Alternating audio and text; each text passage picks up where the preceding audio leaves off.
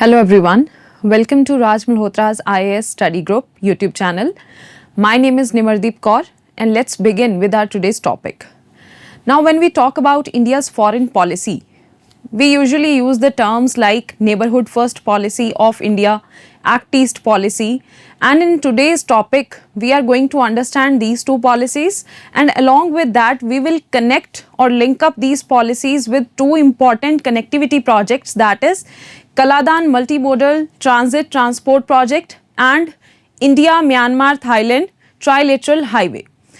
We will connect these two projects with these policies and we will see that how these two connectivity projects are enabling India to realize its neighborhood first and act east policies simultaneously, and how these policies are actually moving from paper to real practice. Now let's begin first with understanding India's neighborhood first policy. Now when we talk about neighborhood first policy of India, what we mean by that is that India is in its foreign policy prioritizing its relations with its immediate neighboring countries. That is, when we are saying that India is prioritizing its relations under its neighborhood first policy with its immediate neighboring countries, what we mean is that is, be it the countries with which India shares land border, that is the countries of Pakistan, Afghanistan, China, Bangladesh, Nepal, Bhutan and Myanmar, or be it the countries with which we share maritime border, that is the countries of Sri Lanka and Maldives. That is, with all these countries India prioritize its relations, and hence India practice neighborhood first policy with respect to these all immediate neighbors of India. Now what our focus is on with respect to neighborhood first policy, that is on ensuring political stability, economic integration, connectivity and security cooperation in this entire region. Now when we are referring to this entire region, that is we are referring to the region where India itself is located, that is being part of South Asia, and also focusing on Indian Ocean region, and along with that Southeast Asia region.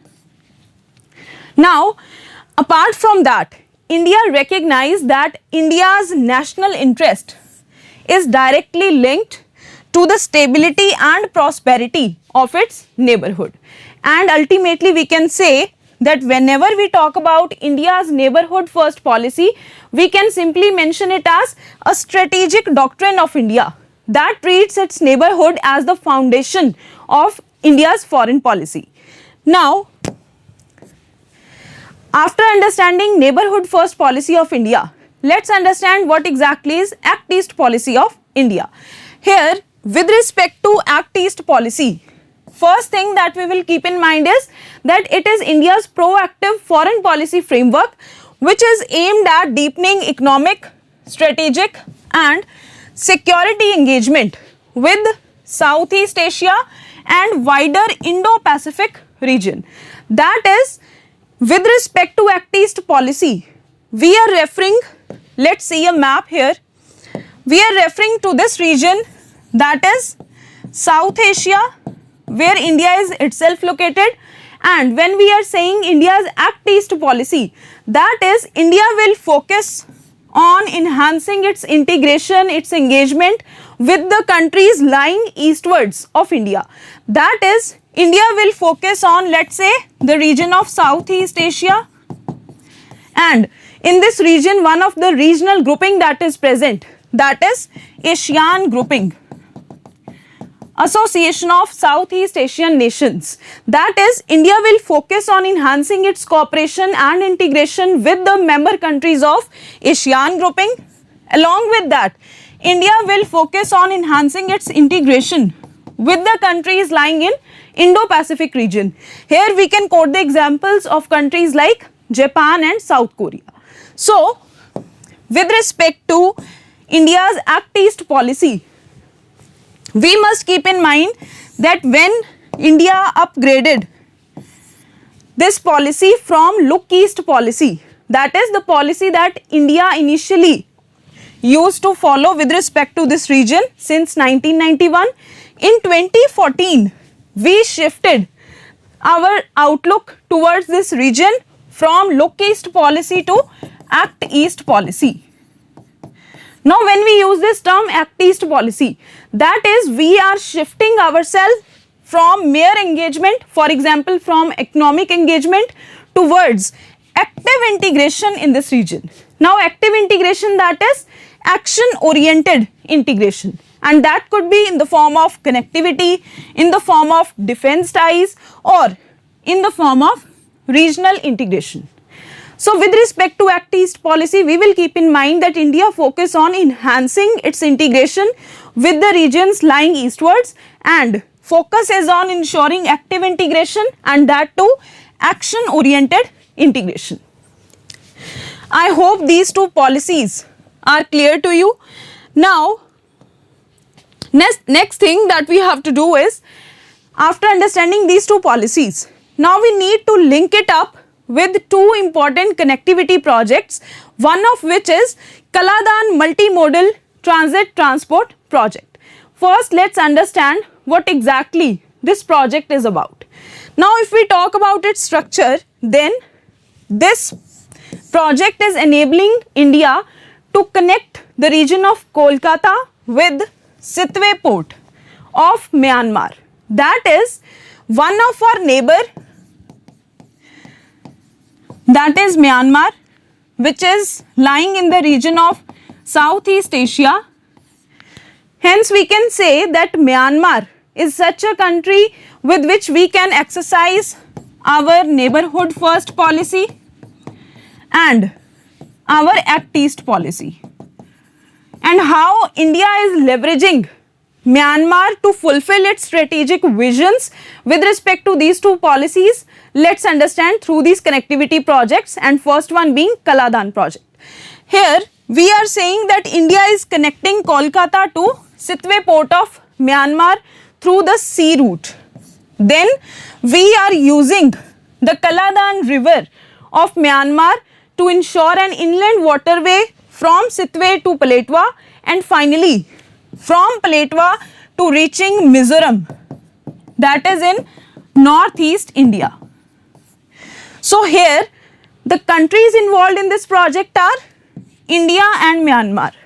So first thing that we are able to fulfill here is we are exercising neighborhood first policy, that is, we are prioritizing enhancing our relations with our immediate neighbor. On the other hand, we are leveraging this neighbor of ours to fulfill our Act East policy vision.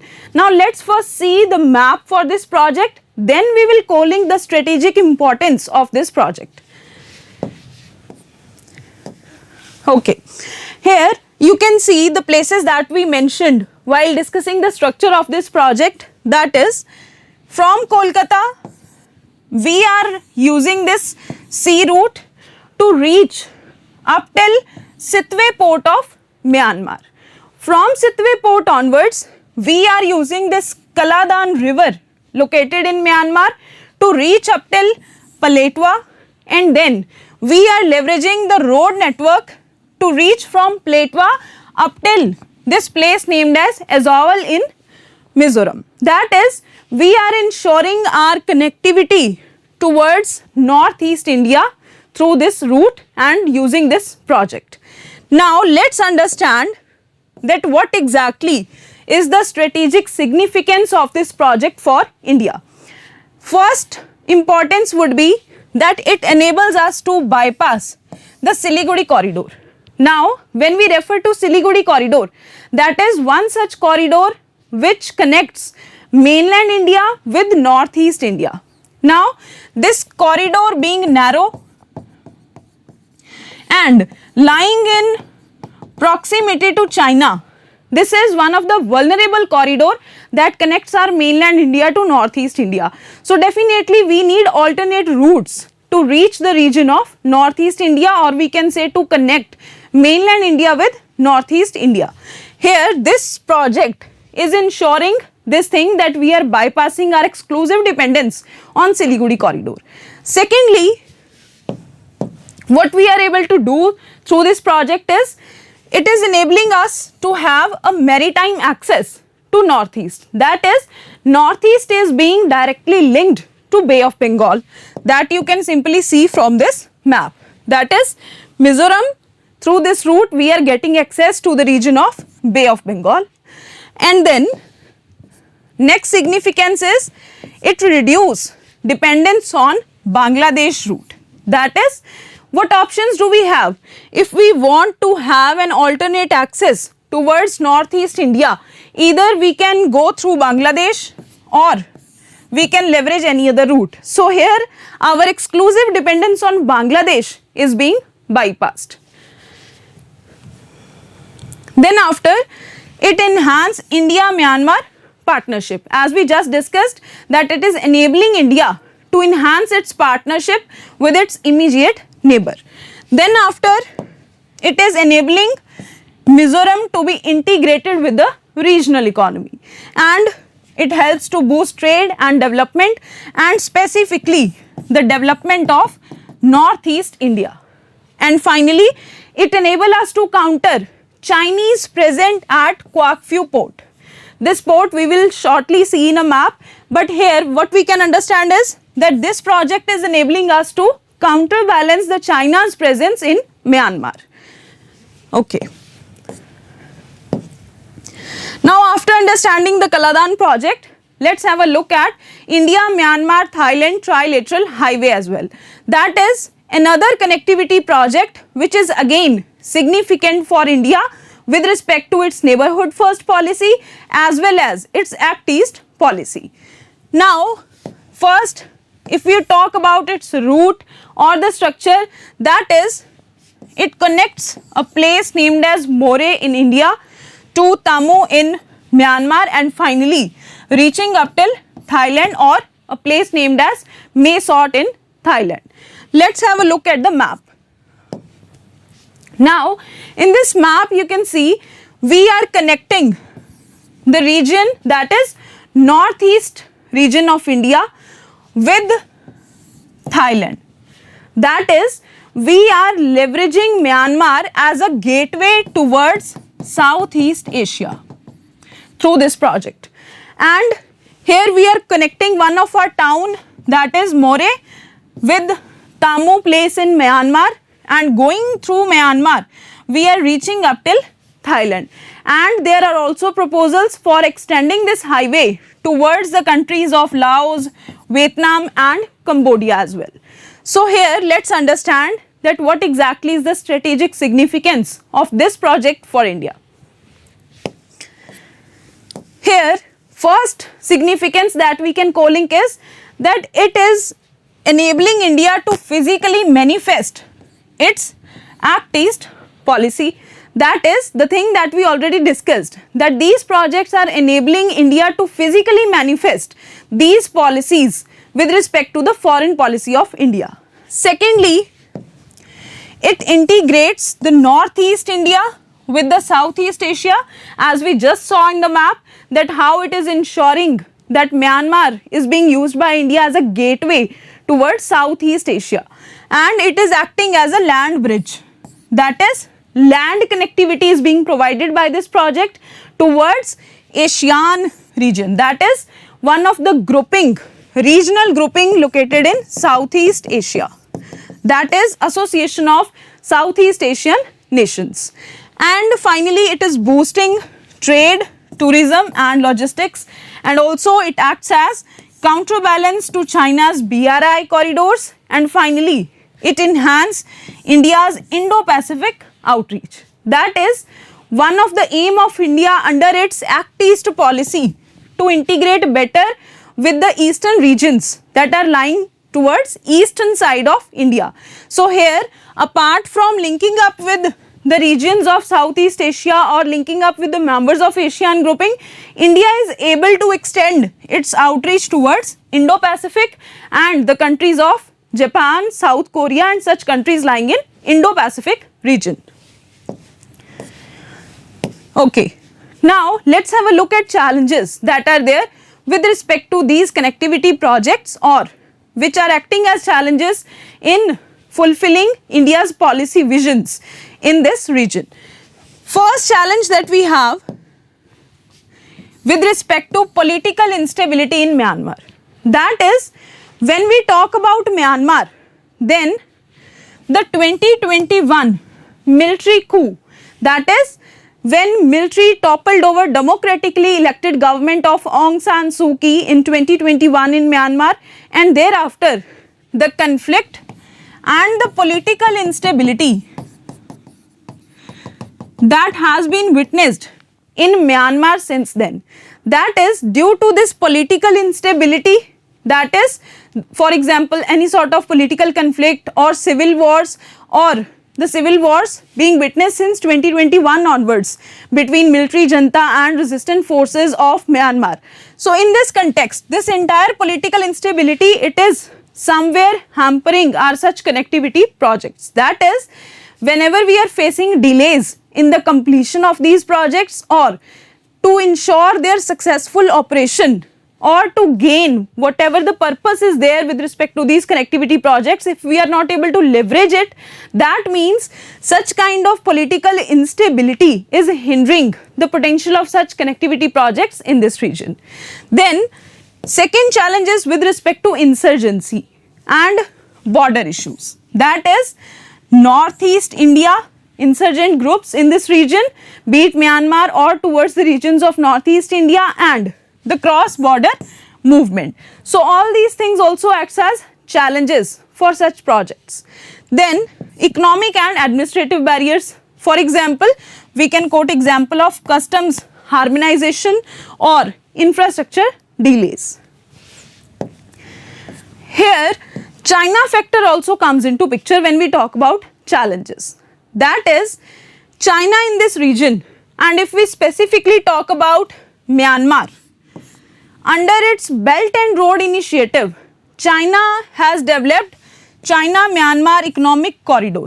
That is, under this corridor, China has developed Quoc Phu Port in this region. So that is, China is getting an access towards Bay of Bengal through Myanmar. So here what is the benefit for China? Let's see in another map. If China have to access this Indian Ocean region, that is, its dependence is on Strait of Malacca. That is one of the choke points or maritime choke points in the region of Indian Ocean. So here China, through this project, that is through China-Myanmar Economic Corridor, is able to reach the region of Bay of Bengal through this route, bypassing its exclusive dependence on Strait of Malacca. Now here, presence of China in the near proximity of India poses strategic competition in this region, and also when we talk about these two projects, be it Kaladan project and be it IMT project, both these projects are acting as strategic balancing tools for India to counterbalance Chinese presence in this region.